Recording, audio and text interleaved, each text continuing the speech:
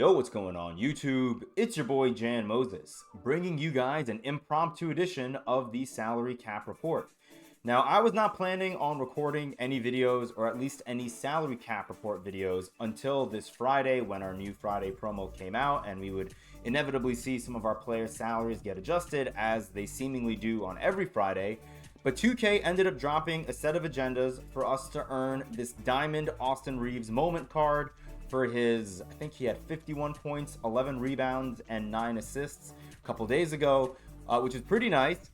So we can earn this card for free, which is really cool, and we can do so by grinding this game offline, which is really nice for the people who maybe don't want to play this game online, or maybe don't feel confident enough in their abilities to get a win streak playing online, because the agenda set, which we will go over in a bit, is basically all based off of win streaks.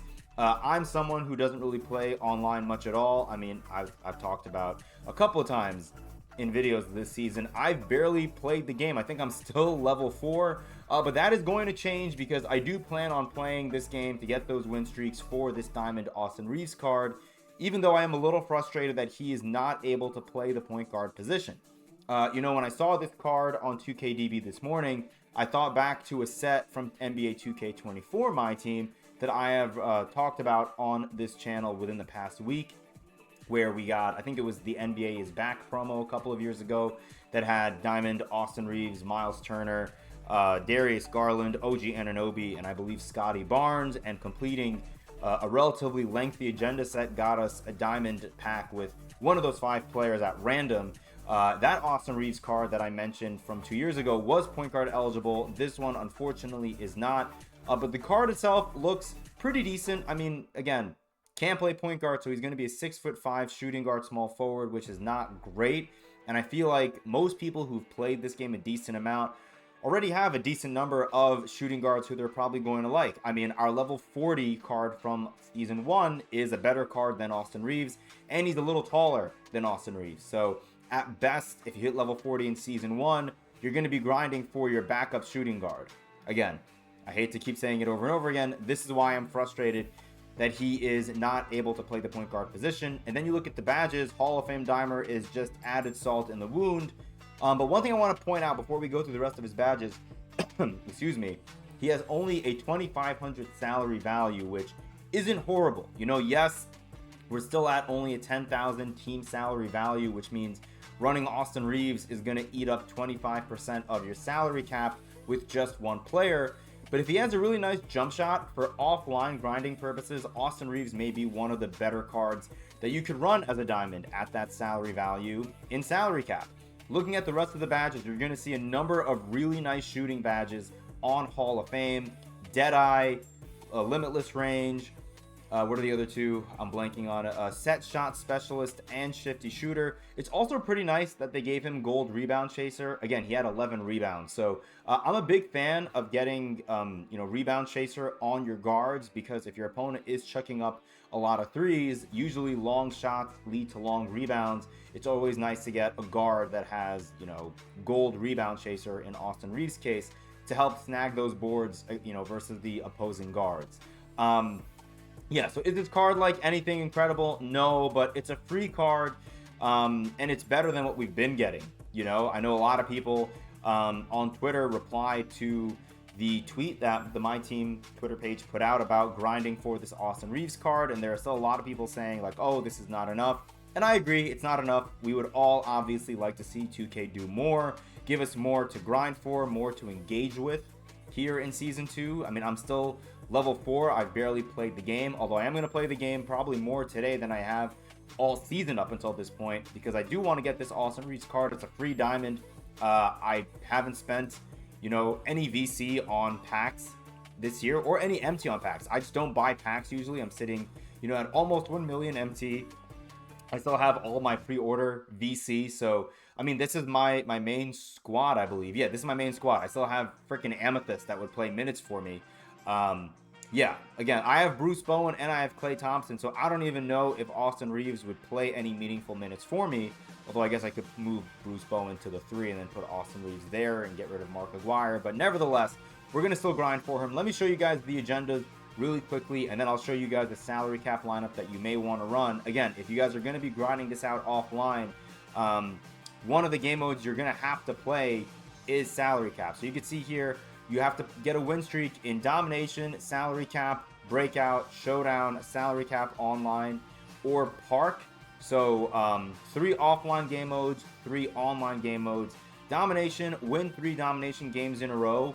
If you're like me and you haven't played this game much and you have a couple of the double XP multiplier coins available, like I have the 1 hour one, if you play through the domination games and are able to complete them in under 30 minutes, then you're going to be able to play or at least start 3 domination games before that 1 hour is up.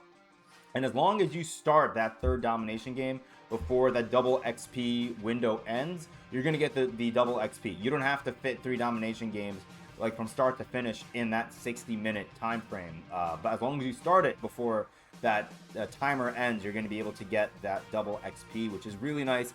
I mean, for someone like me who's only level 4, I really could benefit from that. So we're going to be doing that. Win 7 salary cap games in a row. It's going to be a little annoying, but we'll show you guys what lineup that I'm going to probably run to get it done. And then win 15 breakout games in a row. This one is pretty easy. You need to win 2 showdown games in a row. That is not too bad. Win 5 salary cap games online in a row. That's going to be pretty sweaty, at least in my opinion. I've not played any salary cap online this season, but salary cap was really sweaty last season. I would probably assume it's going to be sweaty again this season. And then you have to win 10 park, TTO, or all-star team-up games in a row. I think that could also be kind of difficult, but if you're someone that loves park, this is probably going to be one of the easier things for you to get done. It's not going to be easy for me because I don't play park unless I'm running co-op, so I'm not going to be able to get this done. So I'm going to stick to the offline ones. Let me show you guys what lineup I'm going to more than likely be trying to run here. And I want to also take a look and see if any of my diamonds are sitting at 2,500 salary. And one way I can do that, as I accidentally hit the wrong button here, let's go here and let's sort by salary. And I want to start with 2,500 because Austin Reaves being at that value is really nice. And yeah, you can see none of my diamonds are going to be at that range. Let's take a look and see, is Jimmy Butler still 1,500 salary? Because that's a player who I could potentially run. Let's see, Butler is no longer 1,500 salary. Is Bronny James Jr. 1,500? Yeah, so Bronny is.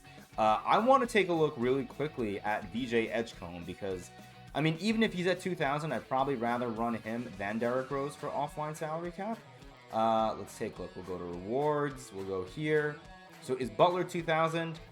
Butler is 2,000 salary, and so is VJ Edgecombe. A little sad, but not surprising. I feel like a lot of people have him already. I'm going to be getting him after I'm done with domination. I have one more agenda to get done for him.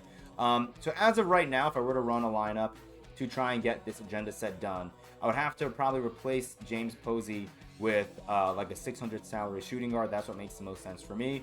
I already sorted through my salaries earlier before I started recording this video, just to make this part a little bit more, a little less time consuming.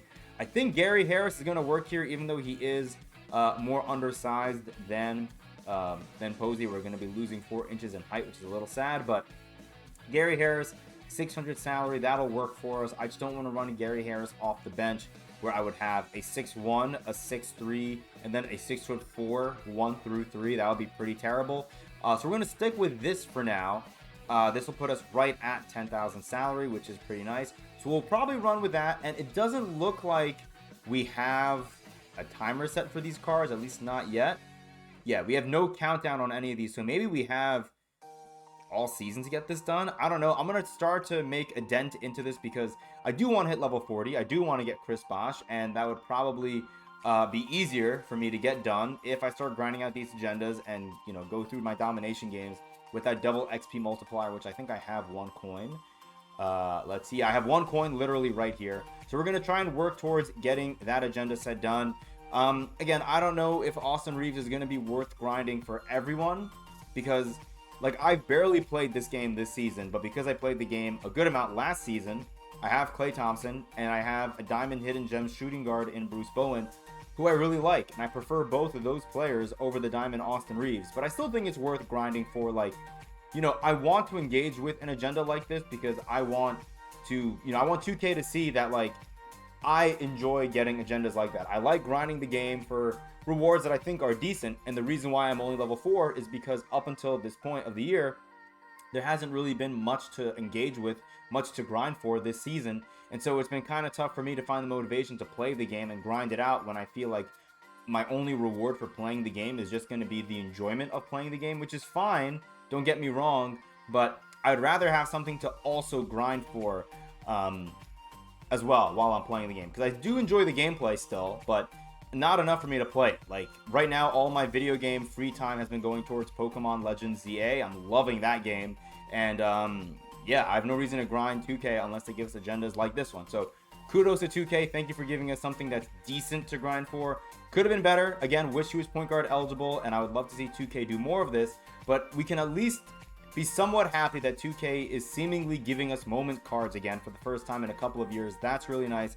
Hopefully this continues, and hopefully we see bigger and better rewards to grind for from 2K, from these players like Austin Reaves, who are, doing incredible stuff out there on the floor. So hopefully we'll see, more of these cards going forward, and hopefully you guys are enjoying what 2K is giving us in terms of this content. If not, let me know in the comments down below, what would you like to see 2K do better? I'm not saying I'm satisfied at all with what 2K is doing so far this season. It could be a lot better. I want to see them do more, but I will give them their flowers. This is not horrible, but it's not bad either. So yeah, appreciate you guys. Until next time, I'll see you later.